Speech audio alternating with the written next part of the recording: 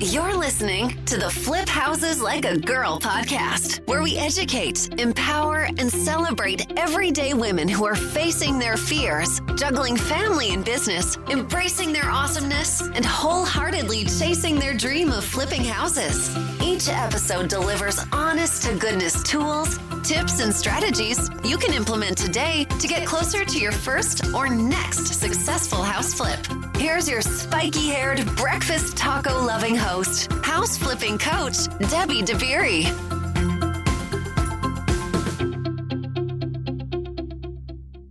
Hey, thanks for hanging out with me today.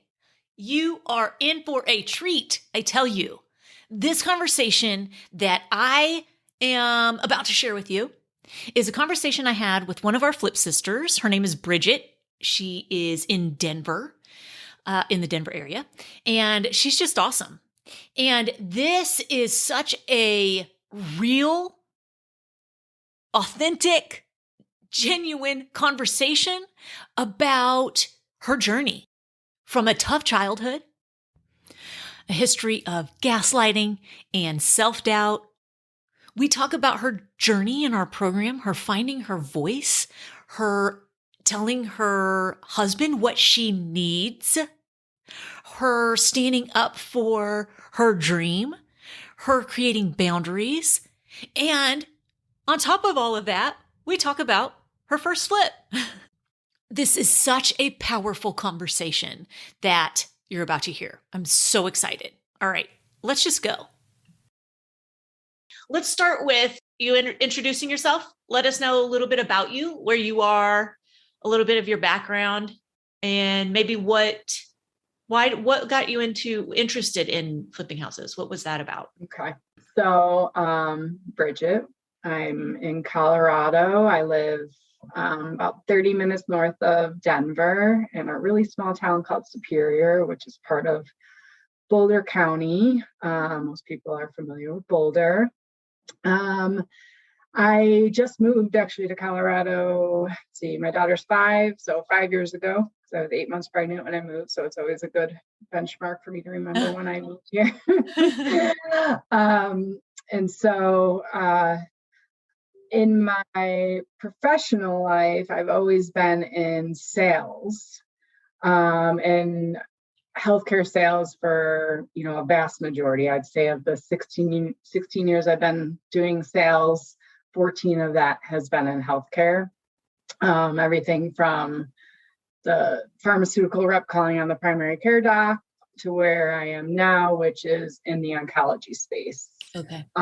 So I work for a small biotech company currently called CGen, and I support oncologists who treat blood cancers. It is rewarding, but there's also, I've always struggled with my success is that, how do I want to put this? It's as a result of the worst day of someone's life. Oh, gosh. They have cancer, right?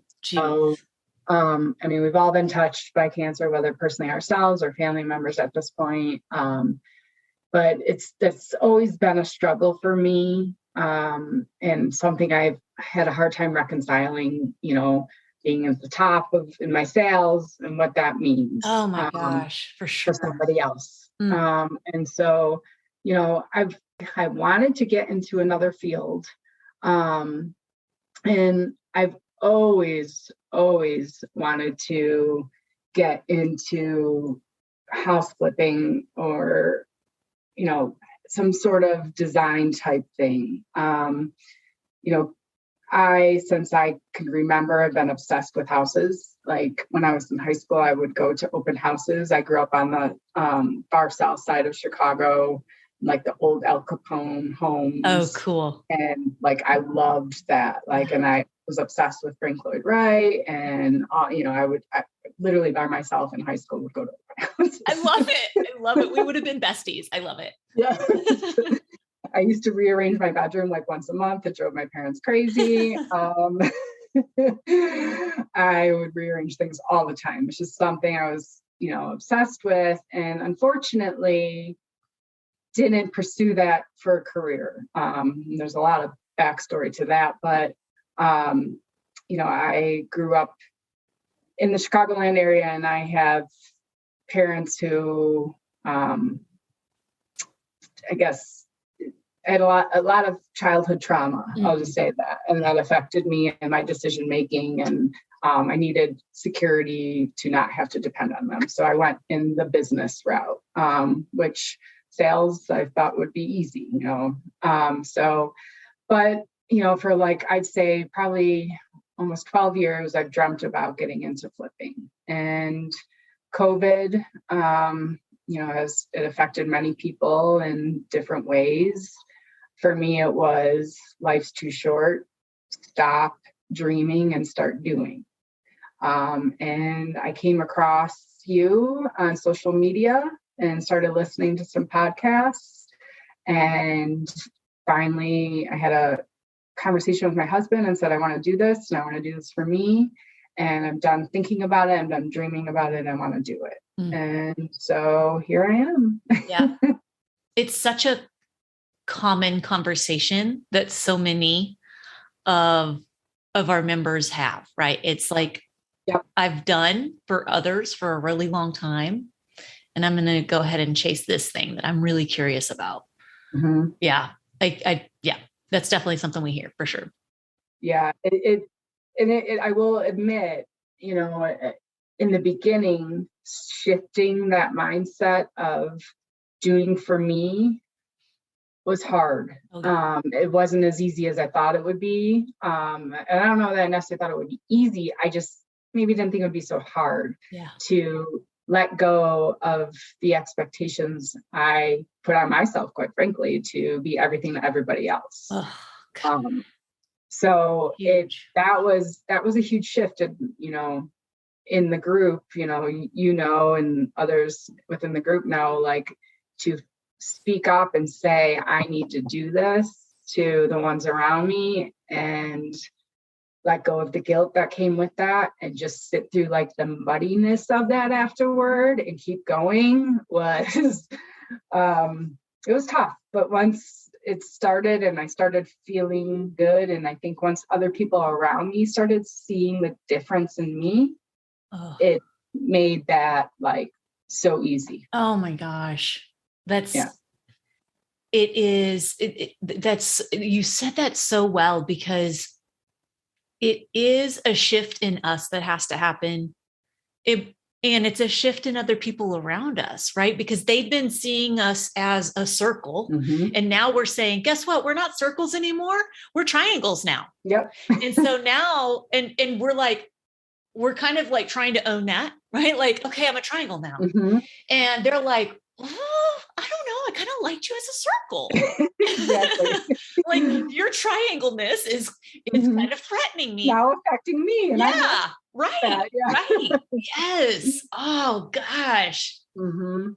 And just being able to sit through that and wait it out was tough. There were days that I almost converted back to the old me, or tried to juggle it all and do it all, and felt myself drowning in it. And one of my biggest hang-ups is asking for help. Yeah. Like most women. Yep. It's real hard for me. And then I finally, this is my dream. I need to do it, and I will show up as a better version of me for everyone around me. Jeez, man. Okay, so you had that conversation when you joined. The initial conversation of I want to do it. And then I started doing it, and then too much. I couldn't keep up. We were in the midst of the pandemic. So I had 2 kids home. Yeah. I was working from home with my day job. My husband's working from home. I'm teaching my kid, my 3rd grader, then in 2nd grade, and trying to do this and juggle it all. And, the voices in the head, you're not doing enough, you're not doing enough, you're not doing enough. And I was killing myself in it. And so I finally just had a moment, and quite honestly, it was the group that kind of pulled this out of me, in the sense of seeing everybody else doing it and hearing everybody else's struggles. Yeah. It's not just the success that motivated me, it's hearing of other struggles that motivated me. Absolutely. Seeing the successes are fantastic. And absolutely, we're going to celebrate the heck out of it.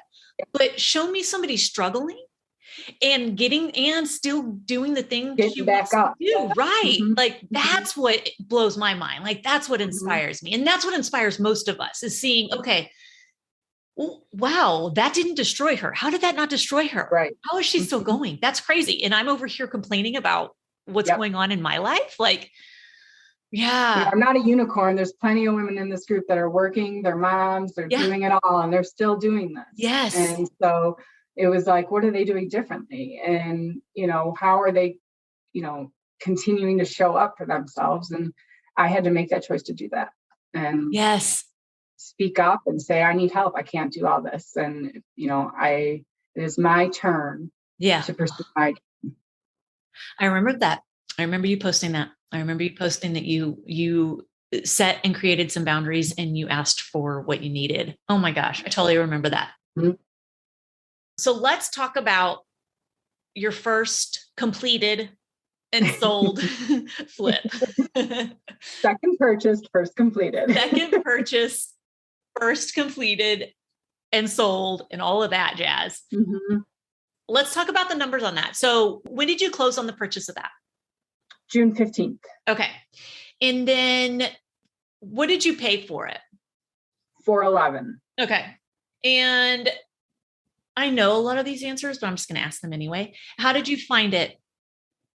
I found it through a wholesaler, and it was a first come, first serve. So it wasn't bid, whoever. Yeah, those are my favorite. Those are the only ones I'll do. Yep.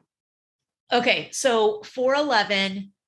And when you went into it, what were you thinking the renovation would be? What was the rehab budget? So we're going to backpedal a little bit to my first purchase flip. So I purchased a flip in the end of April in downtown Denver. I hired a GC for that. And I found this one in June, this one in Longmont. And so my GC that was working the one in Denver was also going to do this one. So he was the one that walked the property with me and gave me the bid. So initially the bid was for $55,000 renter. Okay. And then a whole lot of things happened.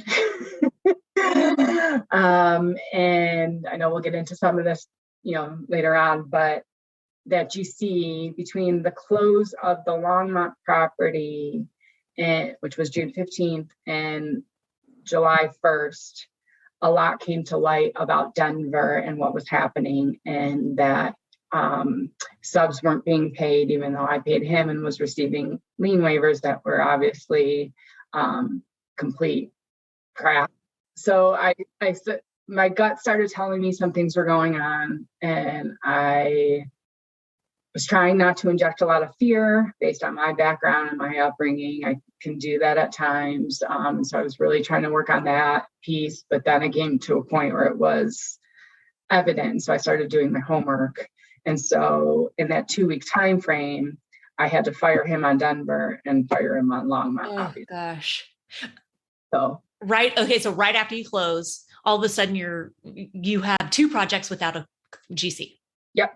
Mm-hmm. He demoed Longmont, and he didn't even demo at all before I fired him. And he did some demo that was wrong and cost me a little bit more money, not a lot, but a little bit more in terms of plumbing and stuff that he did. So I had to quickly determine, all right, I need a GC in Denver because that's a huge project. That's like $185,000 rental. It's like a complete gut. So that one I couldn't even GC myself. There was just no way with what I had on my plate and everything. Sure. And I decided to GC Longmont. But there's a caveat to that I don't think I even shared, and maybe I did, maybe I didn't. I had a partner on Longmont, a 50-50 partner. I remember that. Mm-hmm. Yeah. So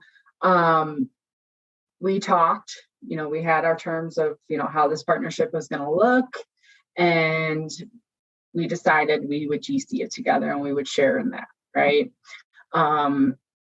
there's some stories with that and lots of lessons learned.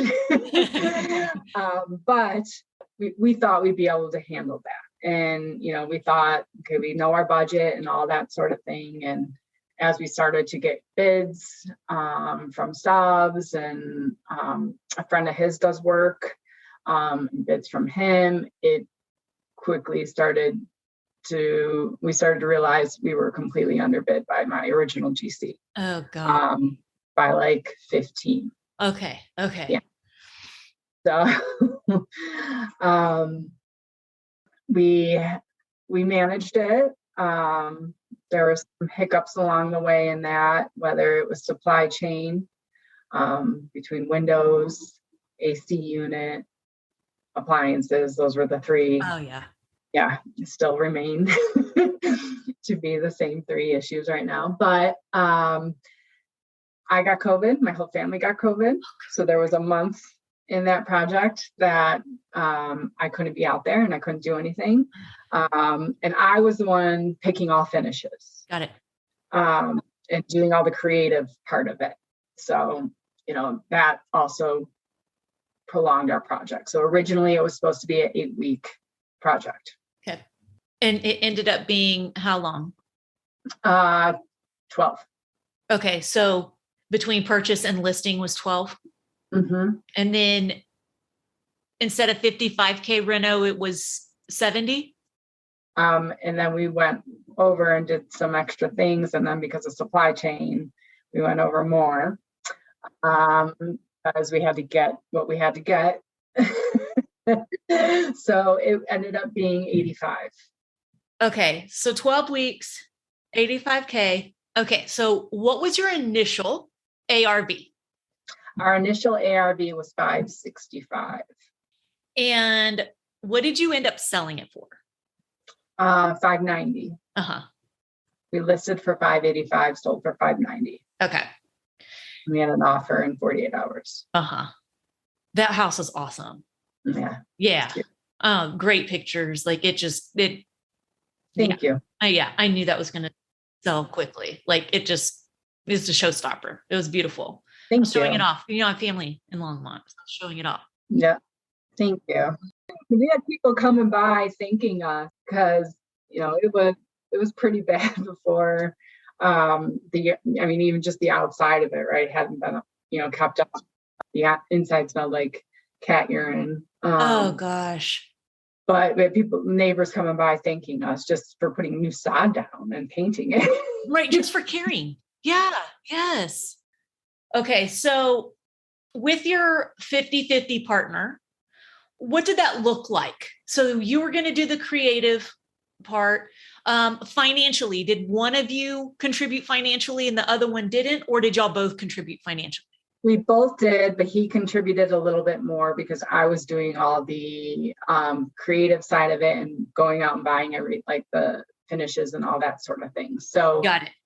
Financially, he, but I did everything in terms of carrying costs, came out of me. And then I purchased all the materials. He purchased some too, but most of it came from me. Okay. And then did you guys use a hard money loan to purchase it? Yes. So again, I'm going to reference the first purchase flip in Denver because that in the purchasing of that, which I also used hard money, I found a private lender to help with the down payment because that was a very expensive flip. Purchased at $800K, we're talking like over $1 million sale price and renovations of $185K. So I found a private money lender to cover the down payment on it. And he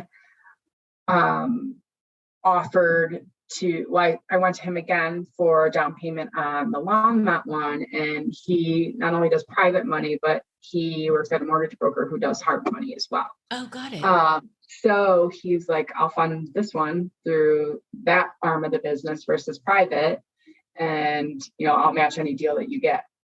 So I got a deal from another hard money lender and he matched it. And then the other good part about that, because I have so much capital tied up in the Denver flip, we negotiated a monthly payment less than what the interest payment would have been. Wow. That's amazing. Oh, because you asked? Mm-hmm. That's awesome.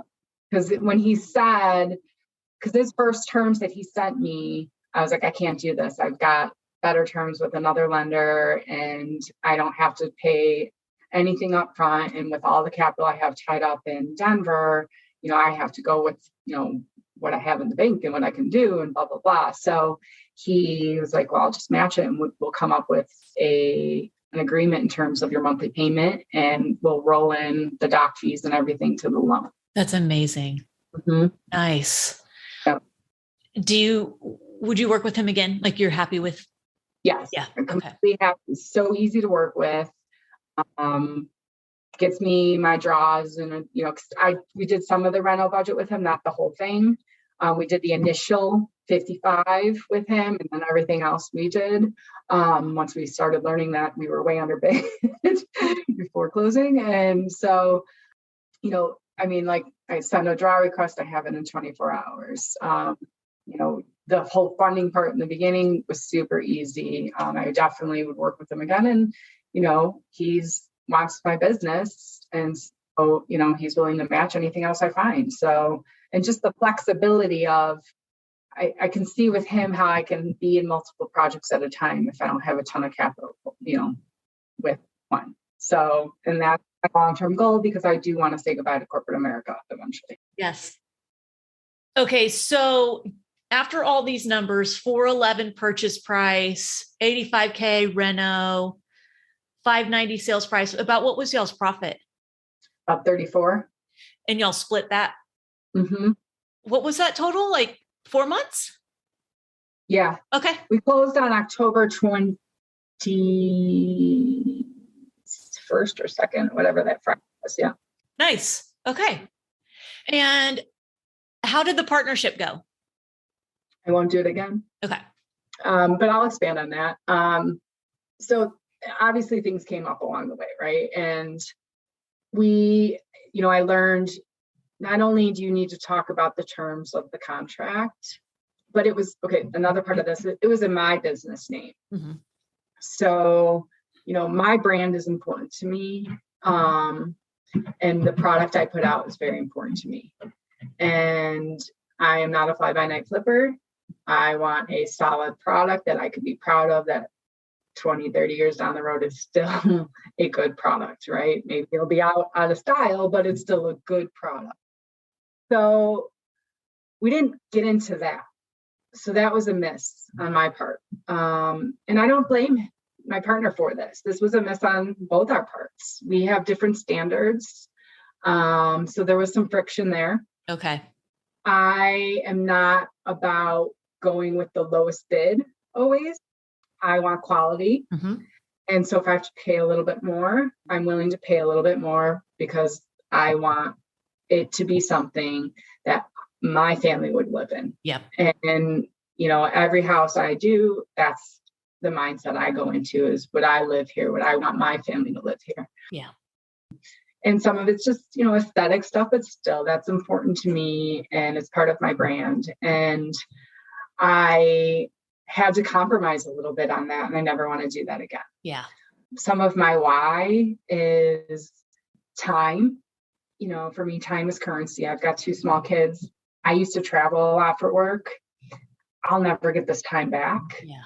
And I was there till 1:00 in the morning some nights towards the end. And part of this was because we got COVID, but he didn't step up during that time in the way I would have expected.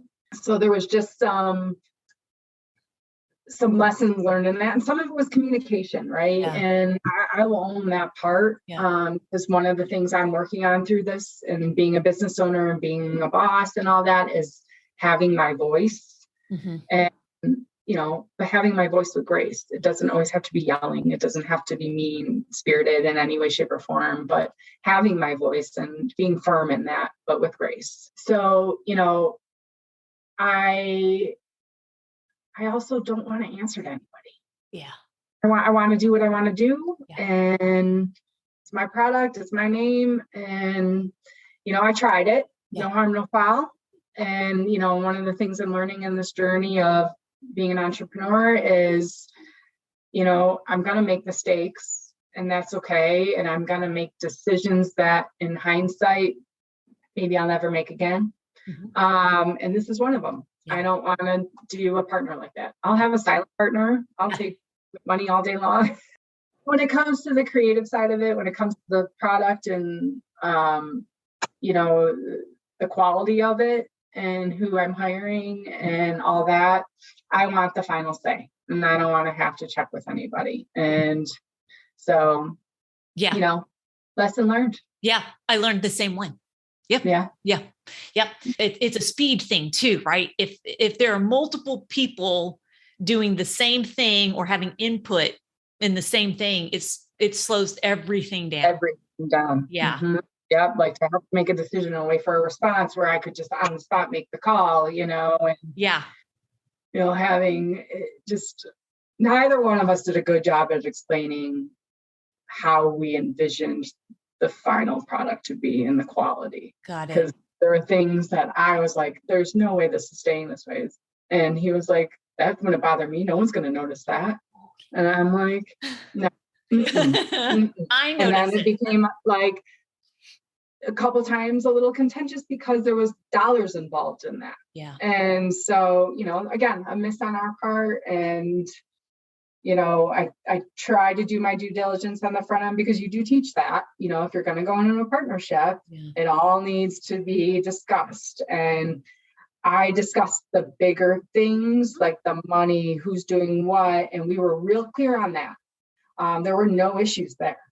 It was really just more about, as the project started to go past time, when we expected it to be completed, both because of my COVID, but also because of supply chain, I'm willing to roll up my sleeves, get out there, be there till 1 a.m., painting, trim. Yeah, I'm paying someone else to do it, but I need this done.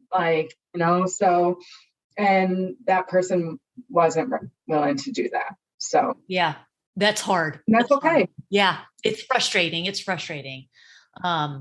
Been there. Been there.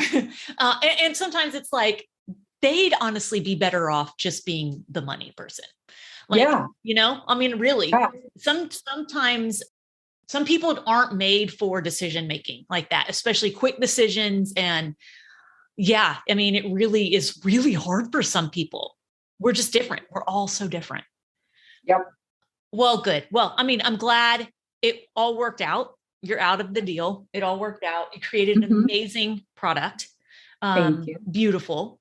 And you learned lessons. We're like, it sucks that we have to learn lessons. And it's also why I keep coming back. Like, there's something new and different every time, every project, something new and different to learn. And it's those things that you can't learn. The only way you can learn 90% of the things is by doing. Yeah. You've got to be out doing the thing. And then you learn all these things and you're like, oh, or it's like, oh, that's what that is. Oh, okay. That makes sense now that I'm in it. Mm-hmm. Yeah. Yeah. That's my entire life, every lesson I've learned is through doing, like every meaningful lesson, that really has been impactful in a kind of changing type way, if that makes sense, where it's changed the way I've approached something, or it's changed my perspective on something. It's all been kind of the hard way by doing. And, I found for myself, I have to be careful to not get into like that victim mentality, because it's just a lesson, it's just like, get back up and go on and don't repeat it, and move on to the next thing. It's not a reflection of, something I did wrong. Yes. It's I made a choice, and I now know I won't do that choice again. Yeah, exactly. Yeah. Mm-hmm. And no, getting into that whole shame of I'm bad and I make bad choices and I shouldn't have done that. And all of that is very dangerous. Woulda, coulda, shouldas. Yep. Oh my gosh.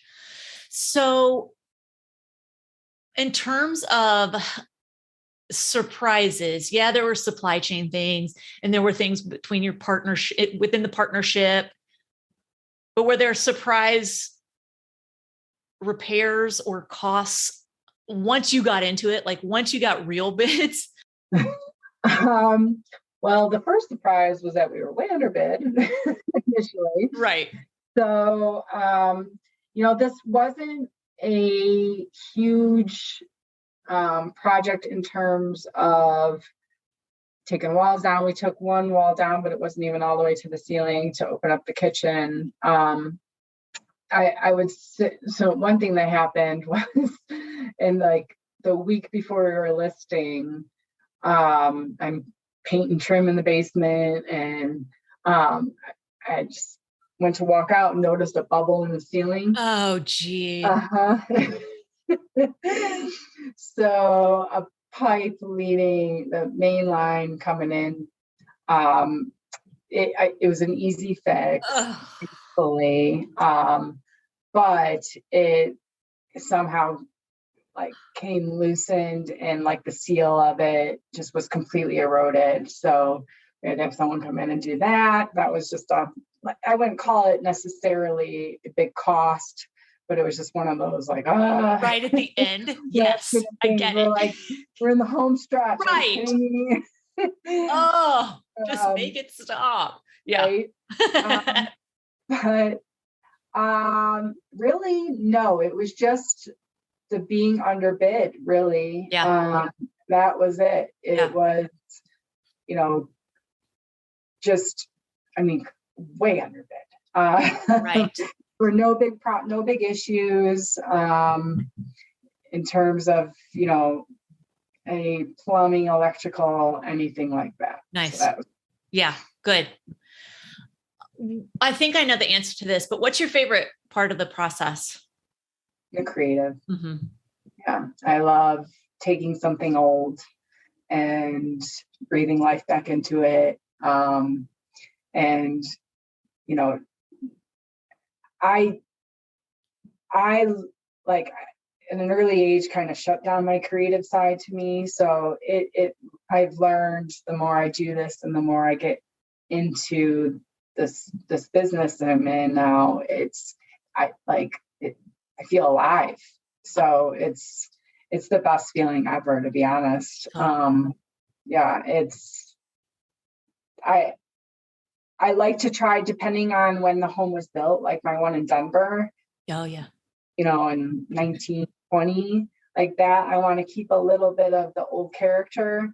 But this Longmont one is built in like 84. Right. It's a little different, but I still got to be creative and take something old, knock down a wall, open it up, all that. I love it. Yes. Same. Mm-hmm. Same. I know that this Denver flip is like going on and on and on. Are you waiting till that sells to look for another one? Yeah, I'm going to go heavy on my own marketing using your model, or whatever word I'm looking for. Sorry, my brain is not braining well, as you would say. Same. So I'm focusing on doing that right now. Focusing on getting my real estate license, because these were all things I was working on, and then everything, blew up on me. So I kind of had to pivot. That's my new favorite word. I'm going to get it tattooed on my body somewhere, because it's like all I feel like I do is pivot, which is, it's good. It's problem solving, which I like to do. But yeah, I have so much capital tied up in Denver right now that I'm not comfortable. I could probably find money, but I'm just not comfortable until I get this unloaded. And the goal for that is end of January. Nice. Okay. Yes. That was my next question. Oh, nice. Do you think does that seem doable? I should have all the walls up the end of next week, just before Christmas. So then it's flooring, tile, painting, lighting, all the fun stuff, right? Yes. So for me. Yeah. Same. So I think it's doable. We don't have any supply chain issues. Nice. I have all my appliances. I have all the windows. The whole, that place, if you want to do a podcast for my second sale, first purchase, like, I mean, from finding out I had lead pipes in the main line outside, that was one blessing that came out of like the mess. Was Denver has a get the lead out program, they call it, and I saved $15,000. Oh, wow. But I would never have known that if I did not have this new GC. Oh, wow. Mm-hmm. Was it the guy that walked through? Is the new GC the guy, one of the guys that was there when we came to visit and he came to meet you? I passed on him. I liked him. Okay. His energy was not what I needed coming out of what I came out of. Got it. I needed different energy, and I know that might sound hokey to some, but he was too intense. The world is, the sky is falling, the world is ending. Like, I needed, like, we got this. We'll get this turned around. Let's take it a step at a time, kind of thing. I needed that. But he's good. He's a good contact. He helped with some things in Longmont, actually. Oh, nice. And getting some people out there for bids and some subs that he works with. So there's still a relationship there. Good. But I went with somebody else. Yeah. I'm a firm believer in choosing the energy I want to be around. So it's not hokey to me at all. Like intensity, I can't, I take it on, like I take on the energy around me. So I can't be around the intensity. Like, oh my gosh. I didn't need that coming out of that. I mean, I was a ball of stress. Right. I was like, oh my goodness, am I going bankrupt? Like, is this like, but then I had that fire in me where I'm not going to let these guys destroy me. Yeah. Like, you are not going to do this. I am going to get through this and come out the other side and keep going. I love that fire. Yeah. Mm-hmm. And it's how I got where I am in life today, is that fire, Right. Thinking back, like before you purchased your first flip or your second flip, whichever flip, what was your biggest fear, or what were a couple of your biggest fears around flipping houses? So initially, as I'm sure many have said, and I've heard it said in here 100 times, was the money piece. Mm-hmm. But that actually became one of the easiest things. Mm-hmm. Then it was getting out of my own damn way. Yeah. Honestly, this truly, I know you say it all the time, and it's said a lot. This is a mindset program, and not to get too deep, but I said I had some childhood trauma. I mean, both my parents are addicts. So I have been gaslit my entire life. Oh gosh. And to trust my gut is really, really difficult. And to not go into a place of fear is very difficult. And to have a voice is really difficult. And I get, like I said, I get in my own way with all three of those things. Yeah. And so I have to have a daily practice reminding myself, that this, number one, my voice matters, and this is my business. Mm-hmm. And I have to trust what I feel inside. And like I said before, I can do that without it being like a bomb exploded. I can do it with grace. Yes. And, I did do it with grace a lot in the beginning with the Denver project. And then it just, I was being gaslit. So it was super triggering. Yeah, for sure. And, I did turn into, it became a 5-alarm fire, and I was, I didn't mince words. We'll just say that. But my biggest lessons are when my gut is telling me, I need to trust it, and I need to speak up. And, I need to also not, like with the long run project and having a partner, not feel bad about what my expectations are. Yeah.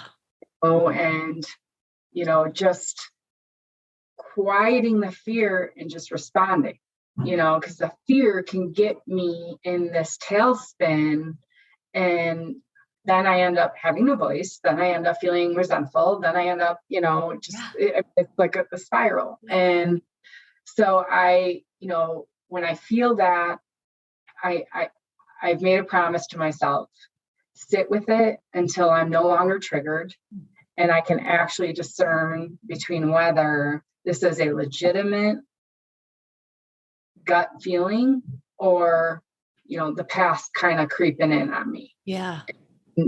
Usually within a couple of days, I can determine that and respond. Yeah. Sometimes it's sooner than that, but the most it's been is a couple of days. And Denver, it went on, I let it go on too long. It did. I was so focused on not wanting my past to dictate how I reacted to this, that I didn't trust myself. I, kind of let people BS me, and, I was making excuses for them. And,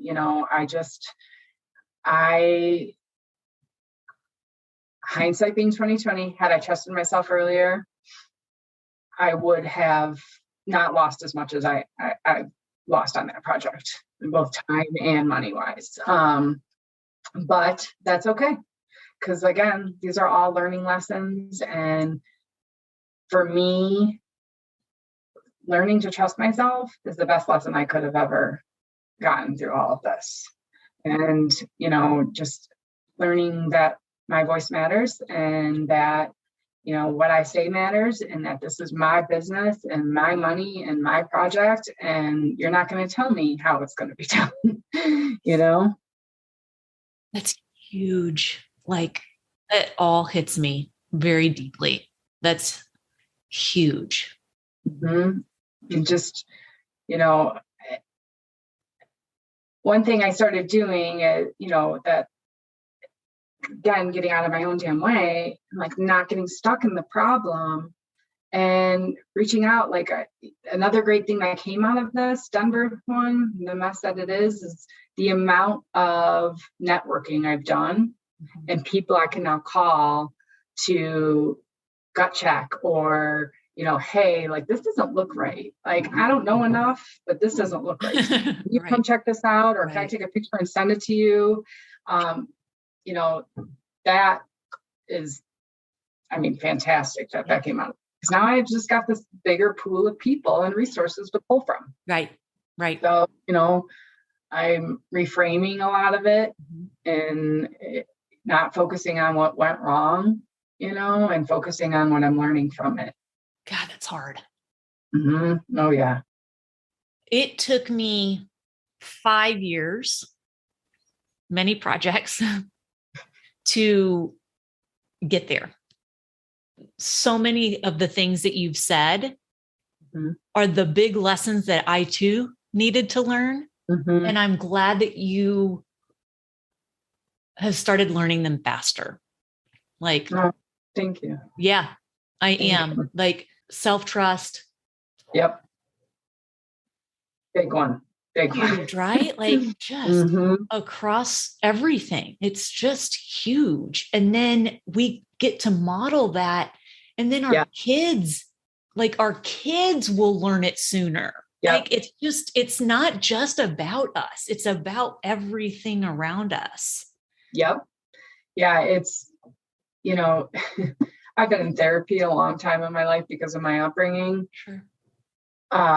This, like owning a business, starting a business, doing this, everything I've done and what's happened in these first two projects, that's probably 2 years worth of therapy. Oh, easily. That I've, the growth I've had and the awareness and the evolution, because I always say like, there's not like a stop for me. Like I'm going to continue to evolve and grow. And Yeah. I'm reaching towards being this, better person in my life. And this has catapulted me in a way that I don't think any therapist could. I mean, honestly, the lessons and just the personal growth and just, I got knocked down a bunch. Took a hit to my confidence, but I'm still going, and I'm not going to let it, take me down. And yeah, that's hard. It's real hard. I mean, there've been sleepless nights, don't get me wrong. Oh, for sure. But yeah.